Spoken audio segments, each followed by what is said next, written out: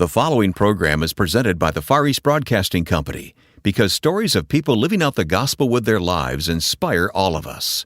FEBC, taking Christ to the world through radio and new media. Learn more at febc.org. And so there's this sense of someone saying, I've walked this path with you. It's biblical, you know. And Larry really, that was his, when he was at his best, of over coffee. He'd given up his professional counseling office at one point, but it was mentoring. I thought, that's what he's doing. He's just mentoring people.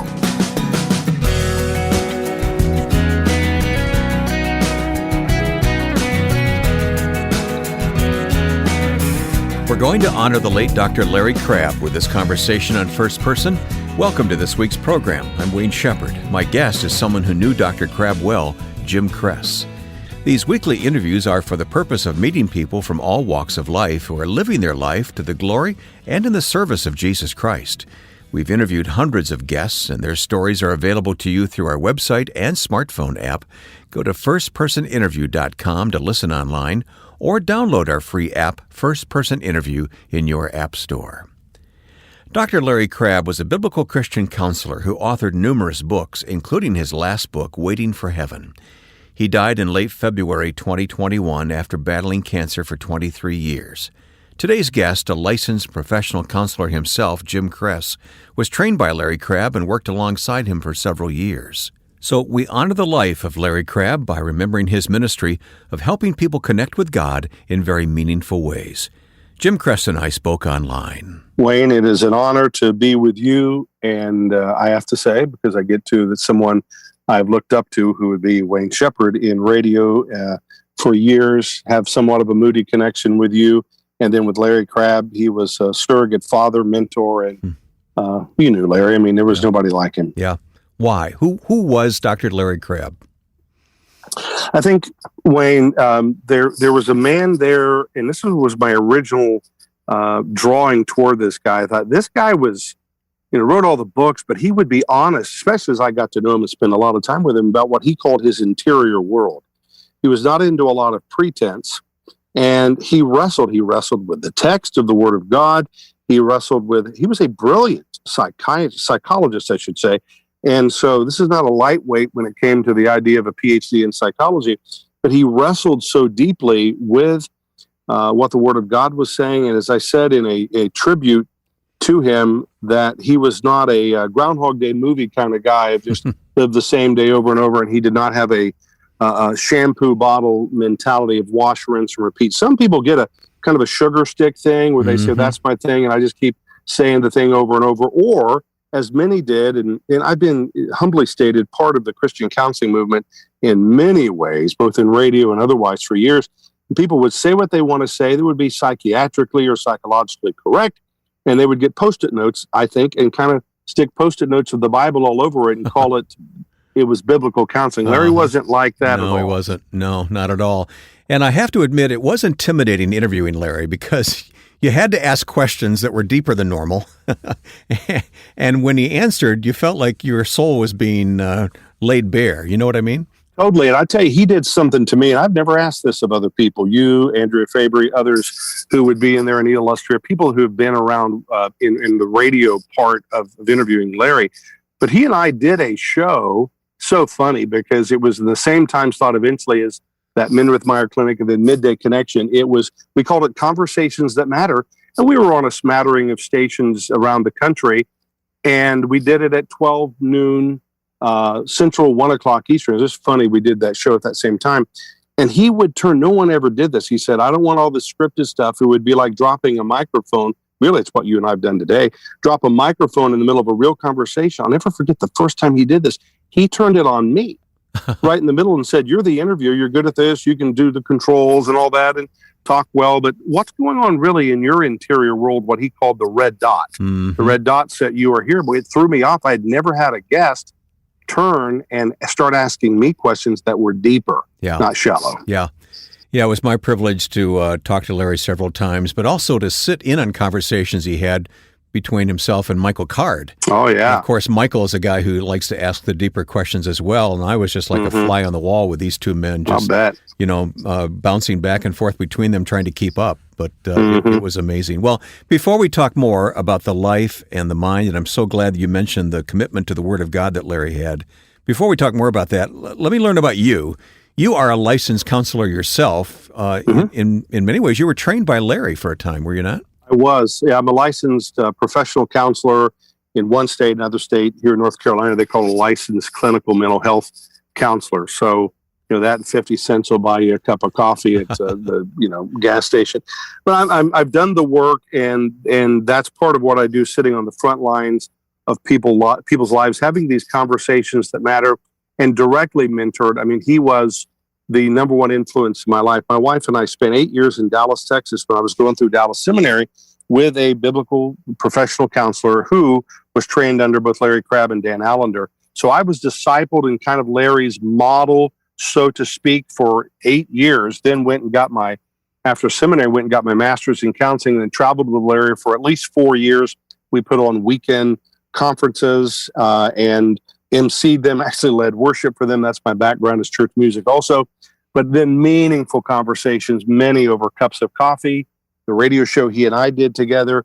And he really discipled me in the art of really having soul care conversations. Yeah, the clinical was respected, but it was really about going to the heart of the matter, which is always a matter of the heart. Yeah. So how long have you been in private practice yourself, Jim? I've been in private practice since 2001, Denver, Colorado. Then I moved to North Carolina about 15, 16 years ago. And I do some other work. There's a place called On-Site Workshops where I lead groups of people, speak for the American Association of Christian Counselors, of which Larry was the spiritual director for years, and just enjoy. I left in 2014, 3 hours of national call-in radio a day. And you know how that radio is. Look, let me tell you, it's in your blood. Yeah, I've heard that. And, well, terribly so. And then the Lord gave me this insight, and it's really true. It brought me to just a choked up feeling in my throat.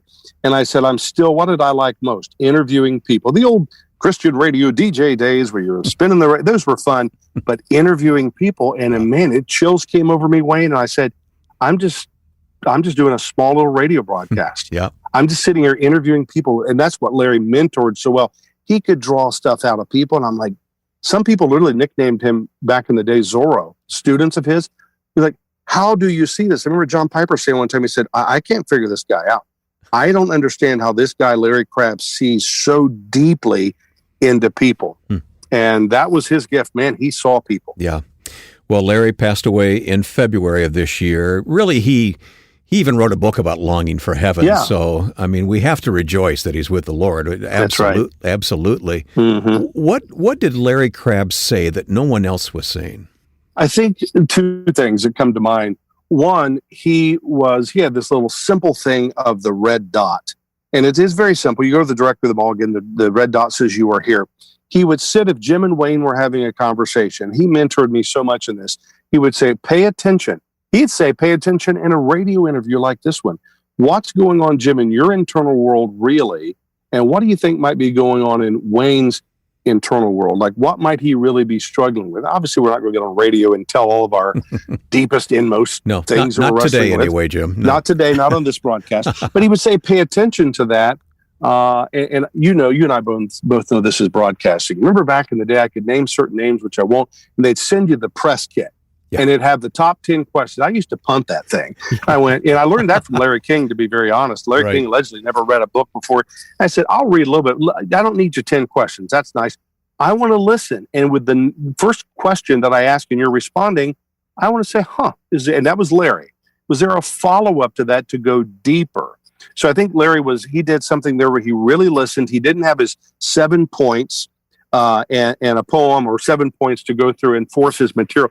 He listened and drew, and he would draw people's hearts out. And the other thing I think that he did so much, wrestling again, as we said earlier, with the text. What does it mean to not just, because some people were biblical counselors is what they call themselves. And sometimes, to be very honest, some of them I found were kind of mean. They would just almost whack you with the Bible or something. Yeah. And he was always saying, I want to bring you to the text, and I want to bring the text with you, that great intersection, in a very organic, natural way. Yeah. Larry also handled the criticism well. I mean, there's always been sort of a spotlight on counselors. Yeah. And you know this well. I'm not telling you anything you don't know, but he handled it so well and with such grace and wisdom. I always appreciated that about Larry. Yeah, I think he knew that if you were going to be out in the arena, if you were going to be on the platform, my goodness, if you were going to write a book, this is way before Al Gore invented the internet, right? Way back there.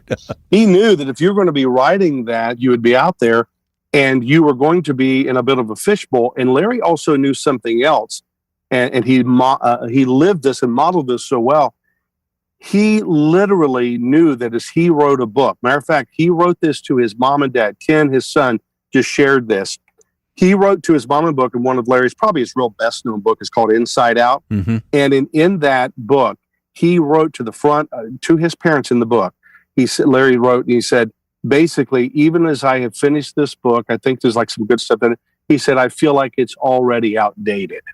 That's what he wrote as he signed it to his parents. So Larry, again, knew that he would write this, and he gave himself permission in 1 to 2 books later to be tweaking it and moving it a little bit different. He had a whole transition, remember, started with this book he had called Connecting, where some people thought he committed professional suicide. That's what one expert said, because he sounded like he was walking away from counseling, and we don't need that. We need elders, not experts, pastors, not professionals, ministers, not marketers. And people are like, Larry, you've trained all these counselors. He knew what he was doing, but he knew, and he took a real beating on that in many ways. We'll continue to honor the ministry of the late Dr. Larry Crabb with Jim Cress coming up in the second half of First Person. And there are so many stories of God at work through the Far East Broadcasting Company. We just had to find a way to tell more. Well, you know, Wayne, hearing all these testimonies has absolutely changed my life. And I want to use a podcast to be able to go deeper with some of the real stories that I get to see as the gospel's going out all around the world. And these stories will change your life too. So listen to the new weekly podcast, Until All Have Heard, from FEBC. Listen at Apple Podcasts, Spotify, and other podcast platforms. Or go to febc.org. My guest is Jim Cress, a licensed professional counselor. Jim is living and practicing in North Carolina. Actually, you're all over the place, aren't you, Jim? I know you're very active in the American Association of Christian Counselors. For those who don't know, what is the American Association of Christian Counselors? There's several thousand, and what Dr. Tim Clinton, who's the president, he had his vision. He wanted to have an organization, and it's worked out this way. Let me tell you, where you go to a conference like the World Conference they do every 2 years, and there are 7,000 people that come. It's bigger than most quote secular counseling organizations. 7,000 people will come through where you and I've been many times, Gaylord Opryland Hotel in Nashville. But there are everything from people with no degrees, lay people, lay counselors, to pastors, anyone on pastoral staff, parachurch or paralocal church ministries, and then your professional counselors at all levels of degrees. He wants everyone to come in and trying to really bridge the gap between the professional counseling movement and the local church. So that's what AACC does. Again, Larry was the spiritual director of that organization for a number of years. We're thanking the Lord today for the life of Dr. Larry Crabb, who was promoted, I'd like to say, to heaven back in February, and Jim Cress knew Larry well and is here to talk with us about his life today. Tell us about Larry's family. Larry, this is a story he's told so many times, and it always brought laughter. He, of course, his bride of well over 50 years. They were able to have that anniversary beyond 50 years, his wife, Rachel. And I will tell you about this, having been around them a lot back in the day, especially. They are so different in many, many ways. Aren't they really? Oh, very much. Where Larry and his depth. Now, Larry knew, he played Elvis. He would do that, had an Elvis outfit. Yeah. He knew how to have fun and just be a normal guy. I'd forgotten that. Thanks for bringing that out. Oh, yes, no question. And he this is true. When he brought in it was a gathering they did, private gathering. I think it was a birthday party. They paid to have a professional Elvis impersonator came in. By the time this thing was over, the Elvis impersonator they paid was sitting down while Larry was up doing Elvis as good as that guy did, and almost better than Elvis himself. He was really good at it. But Larry and Rachel, they just were different in so many ways, and what a great compliment. And then he has the story that he told so many times that he met Rachel when he was, I think it was 10 or 12, I can't remember. And he always told the story, but he was not allowed to start dating her at that young age. Why? Because she was already going steady with Carl. I'll never forget the name, Carl. Everybody would laugh. But man, they started as like boyfriend and girlfriend in their young teens in a Plymouth Brethren background. And then to go and date and then finally be married young and to be walking, journeying literally a lifetime together. Mm-hmm. 2 sons, Kep, their oldest son, who has had the vision, and Larry blessed him and kind of put the mantle on this just to develop largerstory.com, where it's going to have, it already has a bunch of interviews with me and Larry back in the day, some of the things we did, and a lot of other Larry Crabb audio and video. They begin to get in earnest, a lot of interviews, both audio and video, before Larry died.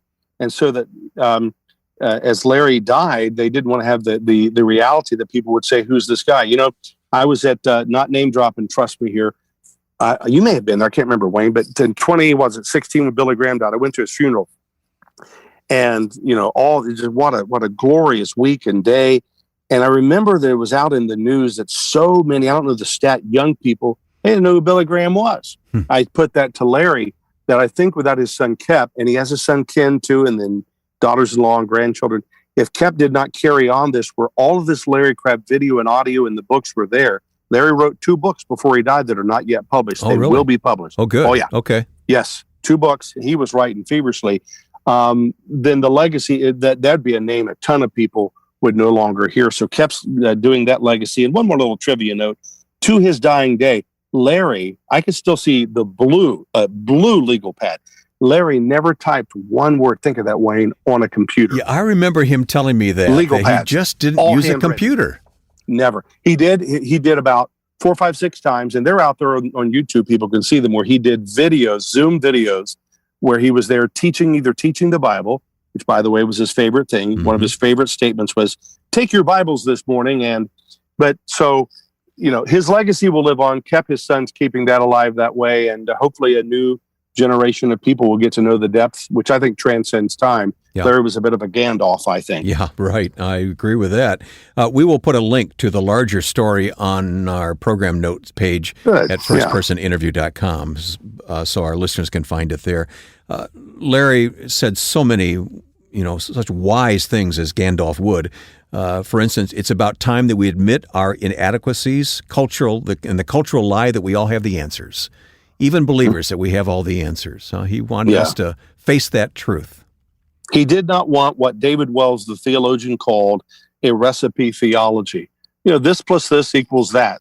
And he said to many, and he said to me personally one time, I said, Larry, shared this with another broadcaster not long ago. I said, I was at times thinking, I grew up listening to Christian radio at a station you actually worked at, WBEC, and thinking if I could just be in radio one day. Then I got on radio and things progressed, ended up hosting some national shows or co-hosting, and my inadequacy was like, how in the world is this kid from Ohio, from near Dayton, Ohio, how do I end up on radio? And then you get to be a therapist one day, and I'm like, oh man, how did I? And Larry said, well, what are you struggling with? And I said, I feel inadequate. Now, a lot of people would never say this. You just hinted at it. He said, well, embrace your inadequacy. Just embrace it. And I'm like, well, that's a thought I hadn't had. He said, yeah, why are you running from it? So whatever was going on in your internal world, he would say, don't run from it, be ashamed of it, move into it and face it. Since Adam and Eve on down Genesis 3, we've been covering our inadequacies with fig leaves and hiding from ourselves, God, and each other. And it's like, yeah, that's so true. He was diagnosed with cancer at least once that I know of, and maybe other times as well, and was in remission. But how did he handle being ill? I have a couple of stories. One quickly. He was in Denver, Colorado at the time I was with him. And he had one of those. There's actually several times he beat death, literally. I guess in God's sovereign economy he didn't, but to the human eye, he beat death. And the doctor said it doesn't look good in this cancer diagnosis. That's probably 16, 20 years ago. And I'll never forget, he looked out the second floor of this hospital in Denver, and this was after the doctor said, newsflash, you're going to beat this. You will not die from this. We thought you would. Like, what? Stuff around his pancreas especially. And that's usually not a good sign. Right. And he looked out the window and he said, and I was just sad looking out over the skyline of Denver. And I said, why would you be sad? He said, because I was ready to go to heaven. He was not suicidal. No. He just was ready and longed for heaven so much.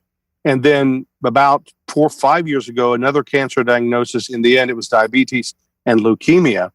And he had run his race and decided it was time for no heroic measures and time to go home. But he had longed for heaven. I never knew anybody that longed for heaven like he did. And he meant it. Well, Jim, I know he was such a good friend and a mentor to you. Talk about the importance of mentors in our life. I always think of Titus chapter 2, Wayne. The older women can be there to mentor the younger, and the older men to mentor the younger as well. By the way, statistically, most men, here we go, do not really need counseling in the therapeutic sense. They need mentoring and coaching. Someone to show them the way, huh? To show them the way, and often one of the best ways to do that is through counseling. Larry never stopped truly training counselors, although he had shifted to his school of spiritual direction. The mentoring is important. Is just what you said eloquently, is someone to show the way, who's walked the path, who's been knocked down, as Teddy Roosevelt talked about so well in The Man in the Arena. His face is marred with blood and sweat and dust. And in the end, it doesn't matter whether he succeeds or whether he fails. He does either one by what? Daring greatly. And so there's the sense of someone saying, I've walked this path with you. It's biblical, as you know. And Larry, really, that was his when he was at his best, of over coffee. He'd given up his professional counseling office at one point and never went back to it. And he would sit in Panera Bread or somewhere. He loved old coffee houses and sit, but it was mentoring. I thought, that's what he's doing. He's just mentoring people. Yeah. Well, Jim, thank you for this memory of Larry Crabb. Again, we thank the Lord for Larry's life, and while we regret that he's no longer here on earth with us, we rejoice that he's with the Lord. Just imagine what he's experiencing, what he longed for, and wrote so eloquently about. Just quickly before we leave, if someone's life is just not going the way they think it should, or they know something's wrong, when do they know when to get professional help, or maybe get help for a member of their family that is struggling? How do we know when it's time? Well, I think it's just like we do often in the medical world. It's kind of a step-up process. You start with a good friend. Most counseling across the board is done between friends. Statistically, far more. Most people don't go to counseling. And then to go certainly to a pastor of a good church, someone you can trust, and say, here's where I'm struggling. The step up there is most good pastors have someone in their city who's a professional counselor, or 2 or 3 or 4, that they can refer them to. And many pastors, I went to Dallas Seminary, and we knew there, if you weren't in the counseling program, you weren't really trained to do that much counseling. If it's depression, or some people are struggling with anxiety or some other things, it's a level to say you may need more professional help there, if someone who has the time, the bandwidth. So it's that knowing when to refer piece. And if you talk with a person, you say, I feel like this is above my pay grade, or I don't think it's being helpful. Let us not hopefully stereotype or be afraid of professional counseling to get people the help they need. And they don't have to stay in it forever either, but just at least for a while to go work on some of the deeper issues. Well, many thanks to Jim Cress for joining us to celebrate the life of Dr. Larry Crabb, who is now safely home in a place he longed to be, heaven. We'll have links to more about Dr. Crabb and the ministry called Larger Story, which his sons now maintain at firstpersoninterview.com. Bringing you these weekly interviews is made possible by the support of the Far East Broadcasting Company. Why? Because the stories of lives changed by Christ are celebrated by all of us, and FEBC wants you to rejoice at the stories of people turning to Christ wherever FEBC's programs are heard. On the website febc.org, you'll find inspiring stories of people in far corners of the world listening to FEBC and giving their lives to the Lord. Watch the videos at febc.org and listen to the podcast Until All Have Heard. You'll find this and more at the website for the Far East Broadcasting Company, febc.org. Now, with thanks to my friend and producer Joe Carlson, I'm Wayne Shepherd. Thanks for listening to First Person.